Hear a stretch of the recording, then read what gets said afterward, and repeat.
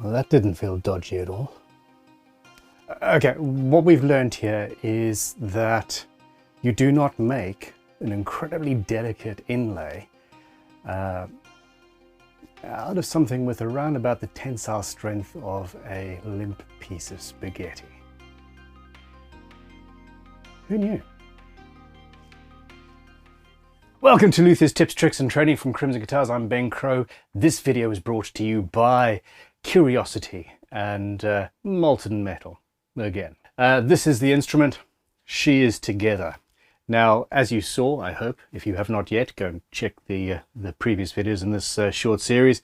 I was presented with a body and a neck of one of our descendant models, and this beastie is going off to our friends over at Leo and Ted, so could be yours if you're quick. For decades, I've wanted to fill cavities in a guitar with molten metal, and I realized that the melting point of pewter and the combustion point of wood are actually relatively far away. That's what I did. I filled the grain.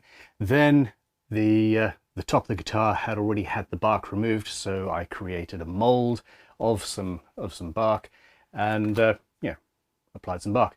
Now the team have strung her up, set her up, and done some guitar finishing oil, at least, on the back of the neck, etc. The one thing that remains is the logo. Burn it.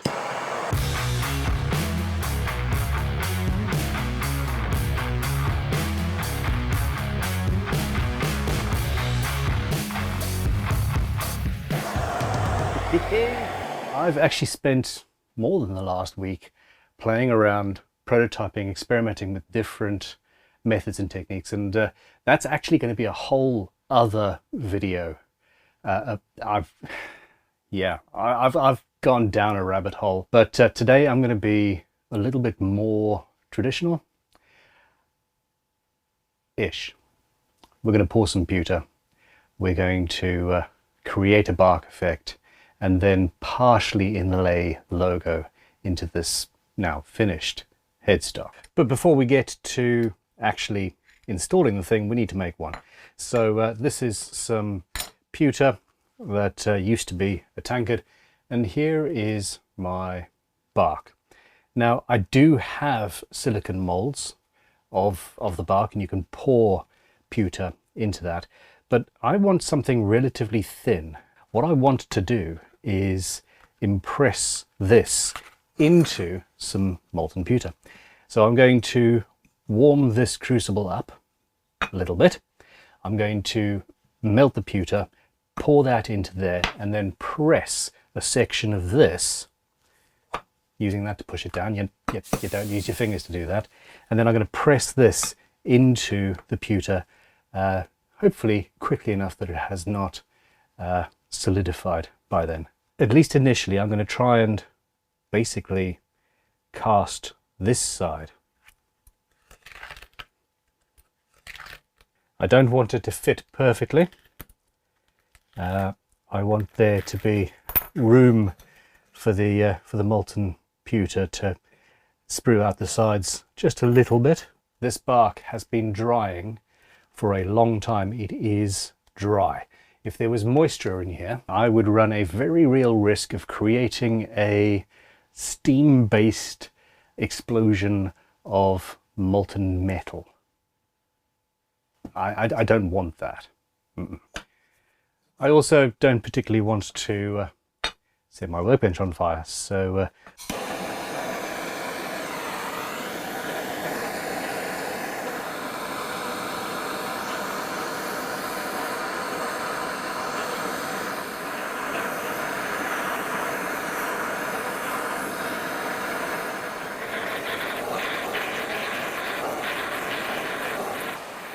there we go. You can see how it's now a ball, almost mercury. That's better. And we're about to go.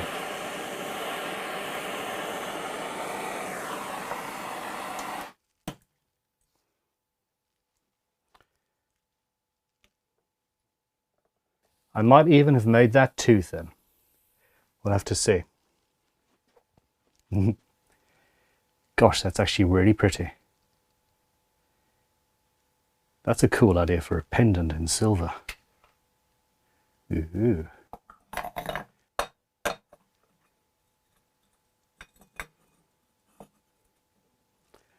That is so cool. I am very much enjoying playing with new processes and materials and techniques, and yeah,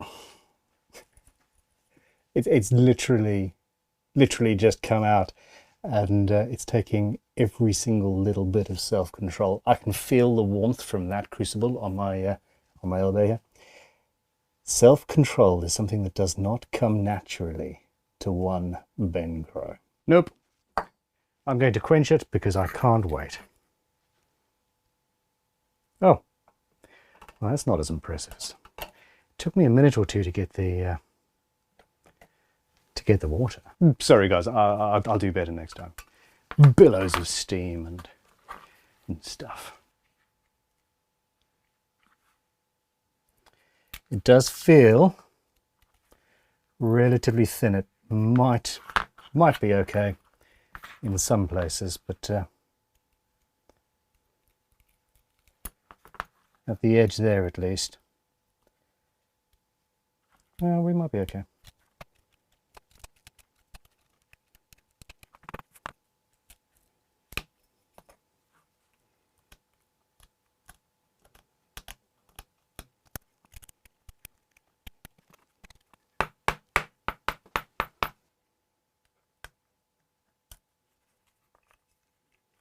So I have the pattern that I want, but I do want a little bit more meat than I have here. So, well, I'm gonna have to do it again, but I'm not gonna remelt this. I think it's gorgeous. I'm gonna keep this. Don't worry, I'll be back on task in a minute or two. I'm currently thinking about what I'll do differently. This is yeah, necessary time spent away from the project. And a happy little accident.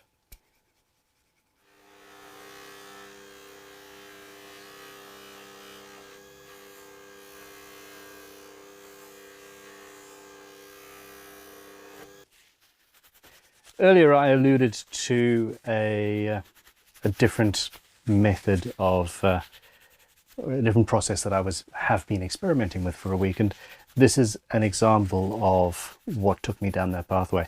I am letting myself off the hook if I want to get distracted, and I always do. That process took me down a rabbit hole that ended up with some new tools being developed for Crimson and a new process for actually creating the cavity into which an inlay goes. Well, not new, but something that people don't do or haven't necessarily thought about. And if I hadn't allowed myself to just go with it, well, none of that would have happened, and I'm very, very excited. So yeah, I'm going to polish this up and move on. It has literally just finally occurred to me how I'm going to guarantee the thickness of material that I need for the actual job at hand, which is making this this inlay. Basically, I'm going to take my piece of bark and I'm going to glue a section of wood or something onto it that sits on the top of the crucible and holds it at the depth that I require. It's also going to be slightly safer. Now, the combination of textures that I've got here make me just so happy. I've left the back as it was. Obviously that hole has come through a little bit more. The grain of the wood in the middle, the pore on the outside looks like the external bit of bark actually, and I've polished up the edges and got it quite nice and smooth. And to stop myself from immediately going ahead and making one of those pendants, I'm cracking on with this. A slightly smaller piece of bark. I might even cut it down more. I've put a couple of sections of inlay material in the base of that. That gives me the depth I want, and now I just need to find something to glue to the middle that sits there.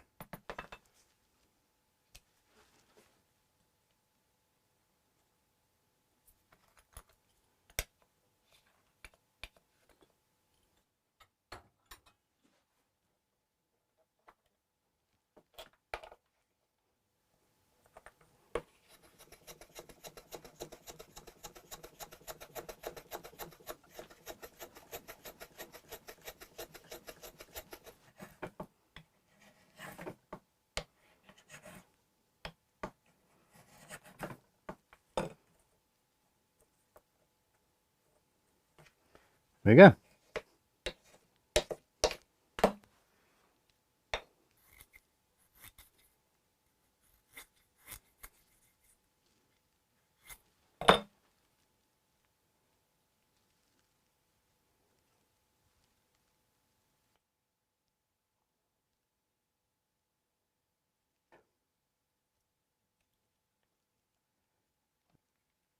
And there we go. And then, because I'm an absolute numpty and glued the piece of bark down to the with the wrong side facing up, we cut another section out, glue that on, and then finally start pouring metal. I showed my mistakes because, hey, what better way to learn?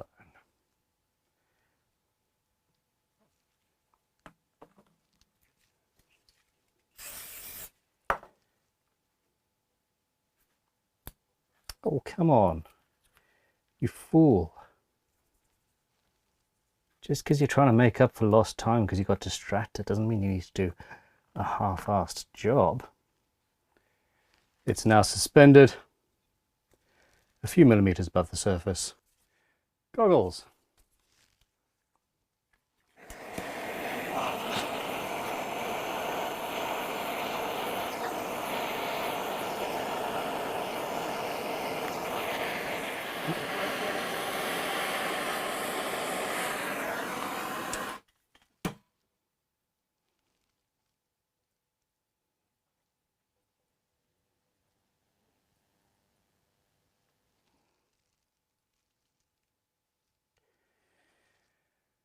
And there we have it. I did push it down with my fingers, which was stupid. Ha! Pretty much immediately, I can see that I've got exactly what I wanted. Let's get that off the plastic that I probably should have moved before I started melting things. And tomorrow, I'm going to cut a logo out of that and get it on the guitar. No, wait, I didn't do it. Hold on, I promised you. Nah, not quite. And we're back. So this has got a little bit of mess on it, but a little brass brush should do the job.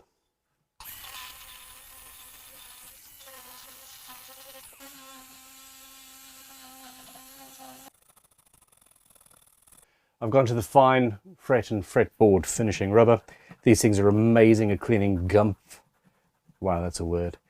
Cleaning crap. The crap of decades off dirty fretboards before you resort to solvents. After that, it's on to the superfine, and I'm actually going to finish on a top secret prototype ultra mega superfine that I'm playing with. Essentially, what I'm trying to do is get the final finish on the outer surface as much as possible to save me playing around polishing something like this when it is tiny and delicate. The neck section of the logo is, well, it's less than 1 millimeter wide.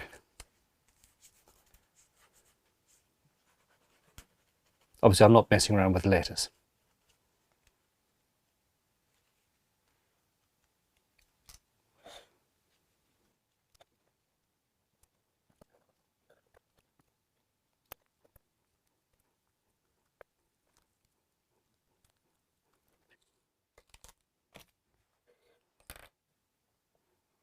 There we go.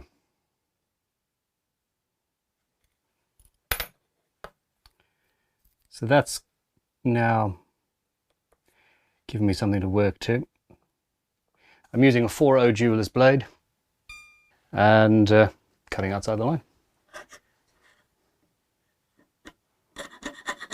Carefully, this stuff is soft and nearly went too far there. We've got this.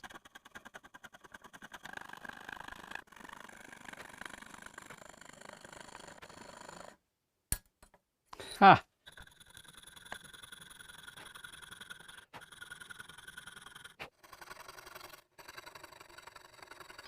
The trick is to just let the saw do the work and not put any pressure anywhere. I'm going up and down and being as gentle as I can. In fact, as I'm going around this corner, I'm pulling back on the blade infinitesimally to allow the teeth to basically file their way around. So the back of the blade was pulling against the section I've already cut. The teeth were slowly filing, so we've got somewhere else to go.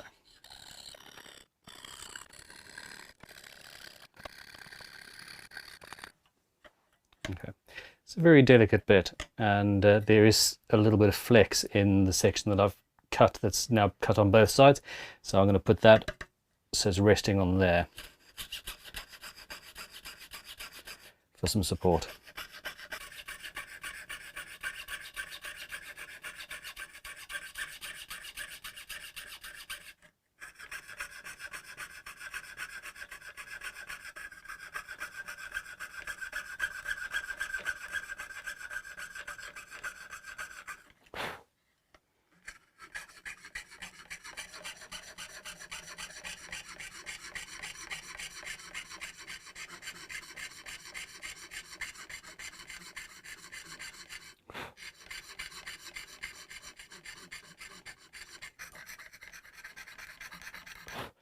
I got a little bound. I have not used any wax or lubricants of any sort here, and at this stage I'm feeling like I could have done with that.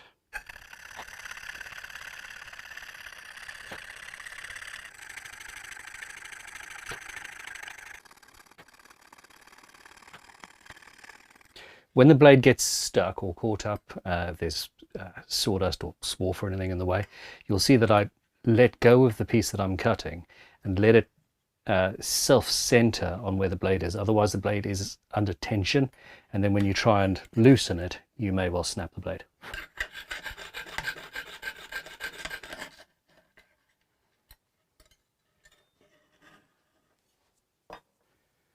And there's the cut.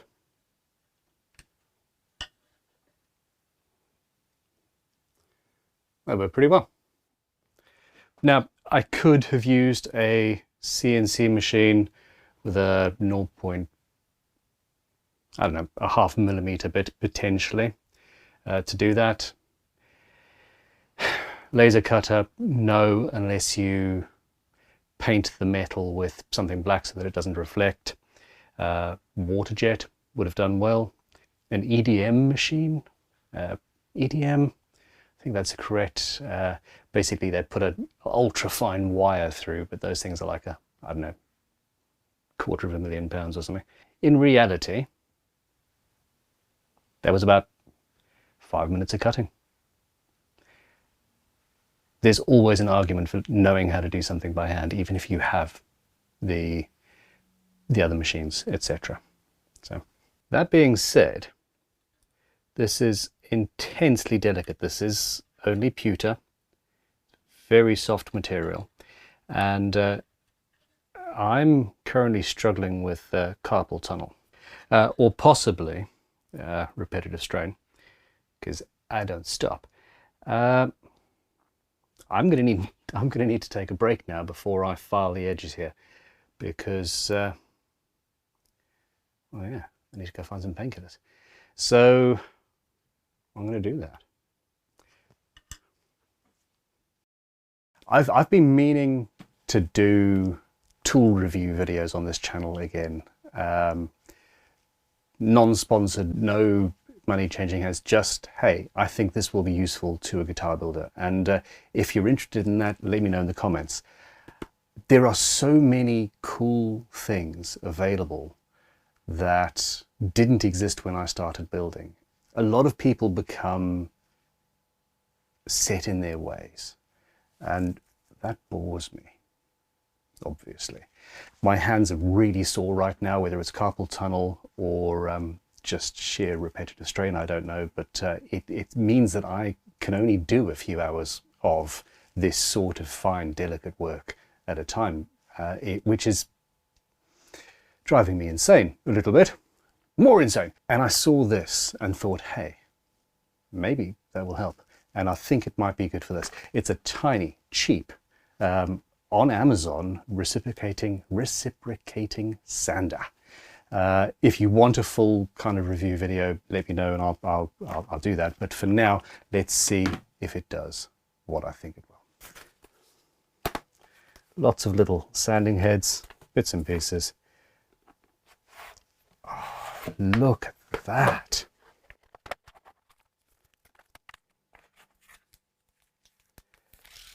Ah, no, she's on.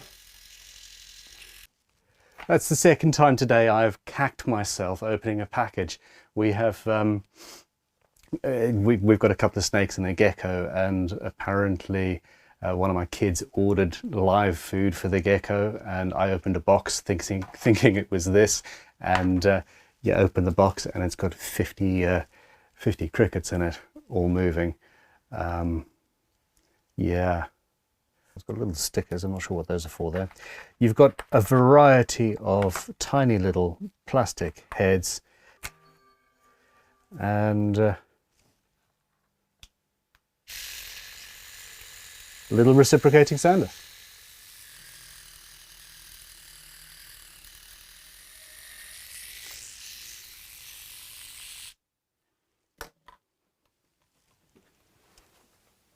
I think I'm in love.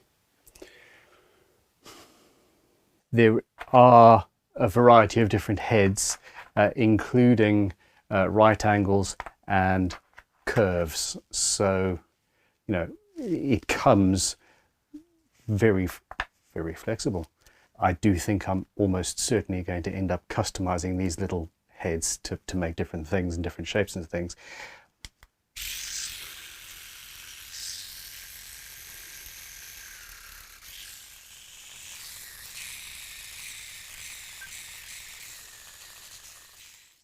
Not a shaping tool, it's a sanding tool. So I do think that I need to use my file to get the worst of the saw cuts out.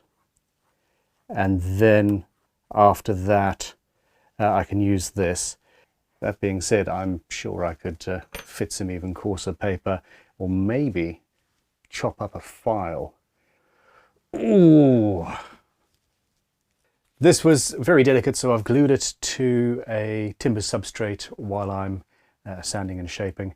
That neck was gonna break.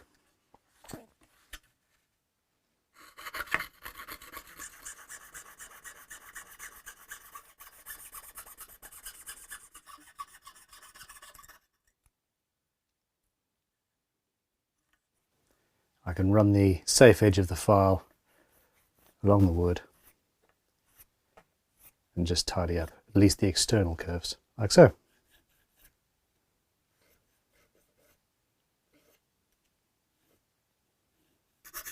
I'm getting the worst of the excess material out of the way. It's at about this state that I start questioning just every decision I've ever made. The end result is definitely going to be worth it.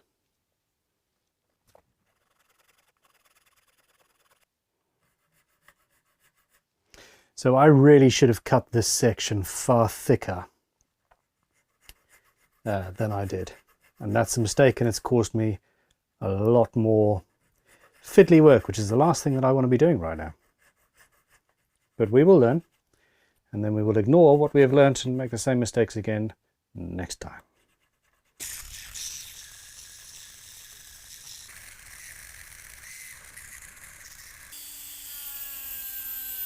Now I'm going to grind away, or cut away the bulk of that wooden support strut, and then inlay it into the instrument.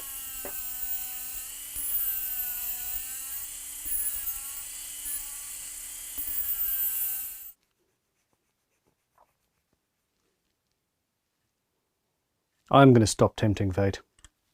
We're done. Thank you very much for watching up to this stage. This was going to be one whole video just making and installing the inlay because, you know, it's a relatively straightforward process that you've probably seen me do a few times. If not, where have you been? Oh, I'm winking at everybody and sort of doing it weirdly off-site. Any more coffee? I sincerely hope Bear flashed some of the Crow brand coffee up on the screen there. It amuses me greatly that I've got my own roast. This is going to be 2 videos because I'm only partway through currently as I film this outro, installing the inlay, and it's interesting. So, is this an intro or an outro? I forgot which one I'm doing now. Shit. Wow, Bear, I'm not on the ball here. Well, if it's an intro, hey, I hope you enjoy the video. If it's an outro, thanks for watching.